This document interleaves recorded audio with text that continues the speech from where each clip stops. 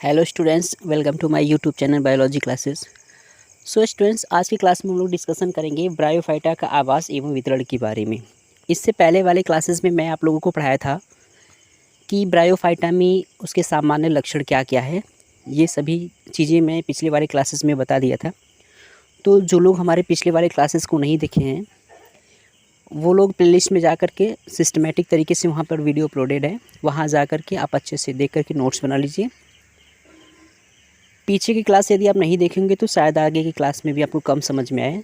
तो पहले आप पिछले वाले लेक्चर को देख लीजिए, उसके बाद इन क्लासेस को देख करके लिख लीजिए, एक अच्छा सा नोट्स बनाते चलिए। और यदि आप हमारे चैनल पे हैं, नए हैं, तो हमारे चैनल को जो है कि सब्सक्राइब कर ले। तो मैं आपको बता दूं कि ब्रायोफाइटा का आवास और क्या चीज़, उसका वितरण क्या है।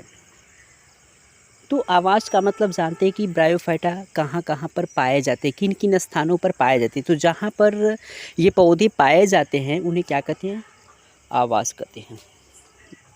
और वितरण का मतलब फैलाव, एक तरह से कह लीजिए किस प्रकार से वितरित होते हैं ये, ठीक है। अगर मैं इसमें बात करूँ तो सबसे पहला पॉइंट ये हो जाएगा कि ब्रायोफाइटा प्रथम स्थलीय पादप माने जाते हैं। मतलब स्थल पर सबसे पहला पौधा किसको माना जाता है, तो ब्रायोफाइटा को माना जाता है। तो यहाँ पे लिखा गया है कि ब्रायोफाइटा प्रथम स्थलीय पादप होता है, यानी स्थल पर पाए जाने वाला ये सबसे प्रथम पौधा होता है।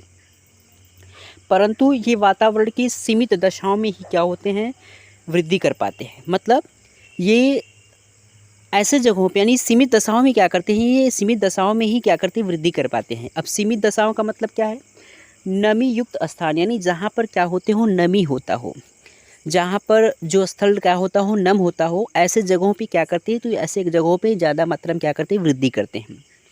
दोनों बातें समझ में आ गया। सबसे पहली बात क्या है कि ब्रायोफाइटा जो होता है ये प्रथम स्थलीय पादप माने जाते हैं, परंतु ये वातावरण की सीमित दशाओं में क्या होते हैं, तो वृद्धि करते हैं। सीमित का मतलब ये नम युक्त स्थान पर क्या होते हैं, ये मतलब ग्रोथ करते हैं, ठीक है। और इसके अगले पॉइंट की तरफ बढ़िए तो दूसरा पॉइंट बताएंगे, ये क्या होते हैं, विश्वव्यापी होते हैं। अर्थात ये विश्व में सभी जगहों पर क्या होते हैं, तो ये विश्व में भी क्या होते हैं, पाए जाते हैं। इसको क्या कर सकते हैं, विश्वव्यापी होते हैं, ठीक है। तो ये क्या होते हैं, विश्वव्यापी होते हैं। जैसे अगर मैं बताऊं, कुछ ऐसे ब्रायोफाइटा होते हैं जो जलोद्भिद होते हैं। जलोद्भिद का मतलब जानते हैं, जलोद्भिद का मतलब होता है कि ऐसे ब्रायोफाइट्स के पौधे जो जलों में क्या होते हो, पाए जाते हो, उसको क्या कहते हैं, जलोभिद कहते हैं, ठीक है। तो जलोभिद का मतलब समझ में आ गया। जलोभिद का मतलब जल में पाए जाने वाले ब्रायोफाइट्स के पौधों को क्या कहते हैं, जलोद्भिद पौधे कहते हैं। अब इसका एग्जाम्पल क्या है, तो कौन ऐसा पौधा है जो जल में पाया जाता है, तो ब्रायोफाइटा का ऐसा कौन सा पौधा है जो जल में पाया जाता है, तो ये हो जाएगा आपका रिक्सिया प्लूटेंस हो जाएगा। क्या हो जाएगा, रिक्सिया प्लूटेंस। बहुत ही इंपॉर्टेंट है ये, बहुत सारे एग्जाम में पूछा जाता है कि जलोद्भिद ब्रायोफाइट्स के पौधों के नाम बताइए, तो क्या बताएंगे, रिक्सिया प्लूटेंस हो जाएगा। अब हम बात कर लेते हैं मरुद्भिद ब्रायोफाइट्स। मरुद्भिद का मतलब जो मरुस्थल वाले स्थानों पर क्या होते हैं, पाए जाते हैं, उनको क्या कहते हैं, उनको कहते हैं मरुद्भिद ब्रायोफाइट्स। अब इसका एग्जाम्पल क्या हो जाएगा, पॉलीट्राइकस और क्या हो जाएगा, जूनिपेरम हो जाएगा। पॉलीट्राइकस और जूनिपेरम क्या है, इसके एग्जाम्पल हो जाएंगे, ठीक है। ये बात रही क्या चीज़, तो ये रही बात ब्रायोफाइटा की आवास और वितरण की। बट अब हम देखेंगे कि ब्रायोफाइट की स्ट्रक्चर कैसा होता है, ब्रायोफाइटा की संरचना क्या है। तो चलिए देख लेते हैं ब्रायोफाइटा की संरचना।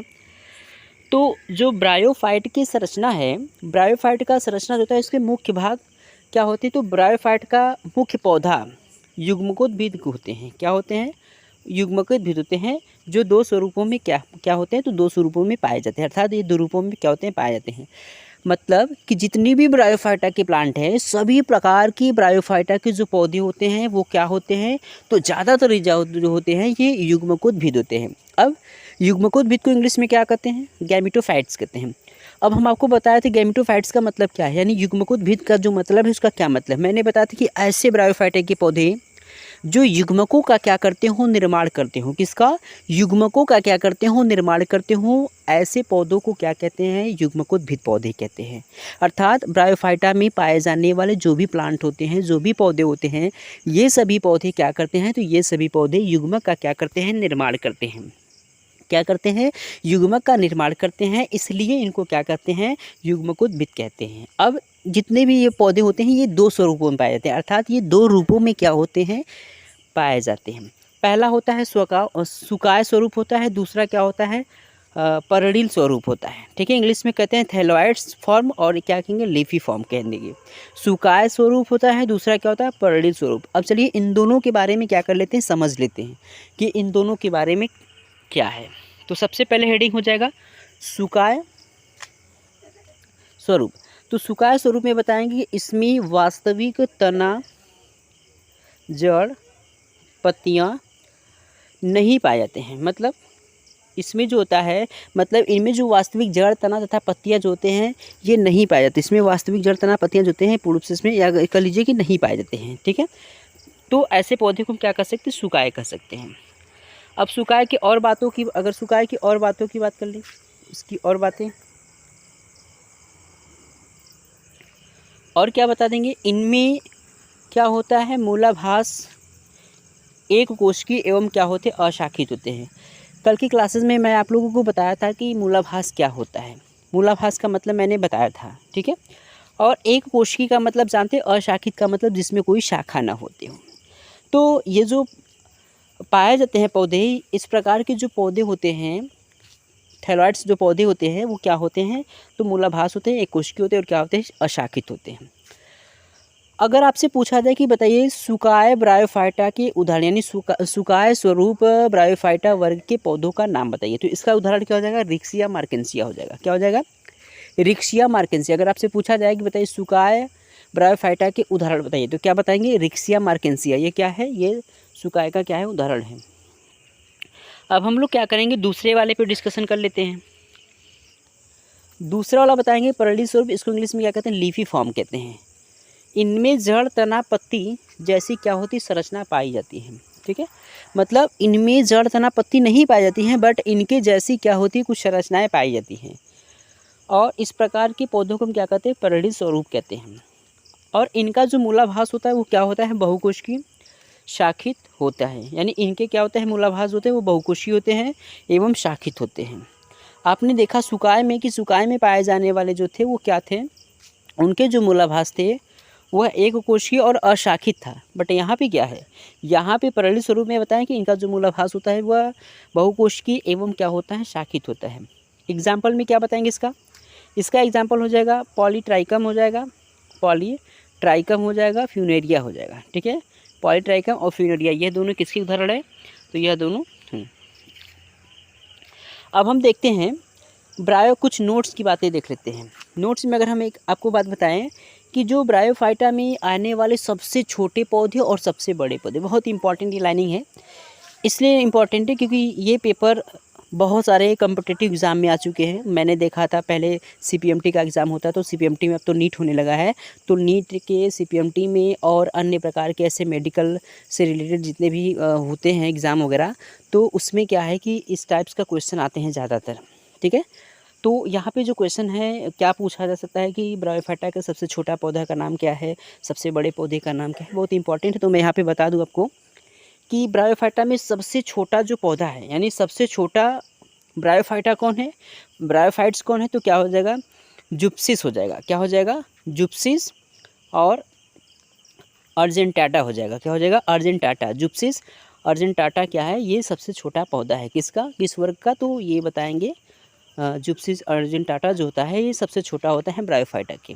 ठीक है, सबसे बड़ा ब्रायोफाइटा के पौधे कौन है, तो ये हो जाएगा सबसे बड़ा जो हो जाएगा ये हो जाएगा, क्या हो जाएगा, डाउसोनिया हो जाएगा। ठीक है, डाउसोनिया क्या हो जाएगा, सबसे बड़ा हो जाएगा डाउसोनिया। तो डाउसोनिया जो है सबसे बड़ा होता है। तो ये बात रही छोटे और बड़े पौधे की। लेकिन अब हम देख लेते हैं कि जो ब्रायोफाइटा है, ब्रायोफाइटा में जो जनन होते हैं वो कितने तरह का होता है। वैसे मैं ऑलरेडी बता चुका हूँ कि ब्रायोफाइटा में जो जनन होते हैं क्या होते हैं, वो दो तरह का होता है। पहला जो होता है वो कायिक जनन होता है और दूसरा क्या होता है, अलैंगिक जनन होता है। तो इसका डीपली नहीं पढ़ना है, बस इतना जानते ही है। कायिक जनन का मतलब आप जानते हैं कि इसमें वही सब चीज़ें होती हैं, जैसे विखंडन हो गया, मुकुलन हो गया और आपका जो है कि जेम्यूल हो जाएगा। इस प्रकार से इसमें जनन होते हैं। और बाकी लैंगिक में तो जानते हैं कि नर युग्मक को क्या कहते हैं और मादा युग्मक को क्या कहते हैं, ये सब चीज़ें आपको पता है। ठीक है, तो आज की क्लासेस में हम लोगों ने देखा कि ब्रायोफाइटा में पाए जाने वाले सबसे बड़े पौधे, सबसे छोटे पौधे क्या हैं, और उसके बाद ब्रायोफाइटा में क्या देखें, तो ब्रायोफाइटा में जनन वगैरह भी देख लिए। बट आज का क्वेश्चन जो रहेगा, आज का डीपीपी क्या है कि ब्रायोफाइटा में जो नर युग्मक होते हैं यानी नर जननांग होते हैं, तो ब्रायोफाइटा में नर जननांग को क्या कहते हैं, पहला क्वेश्चन। दूसरा क्वेश्चन हो जाएगा और मादा जननांग को क्या कहते हैं, ठीक है। तो नर जननांग को क्या कहते हैं और मादा जननांग को क्या कहते हैं, इसका आंसर आप कमेंट बॉक्स में लिख करके बताएंगे। तो आज का डीपीपी 2 है, नर जननांग को क्या कहते हैं और मादा जननांग को क्या कहते हैं, ठीक है। इसका आंसर आप कमेंट बॉक्स में लिख करके बताएंगे और वीडियो को आप लोग अधिक से अधिक शेयर कर दिया करिए, ठीक है।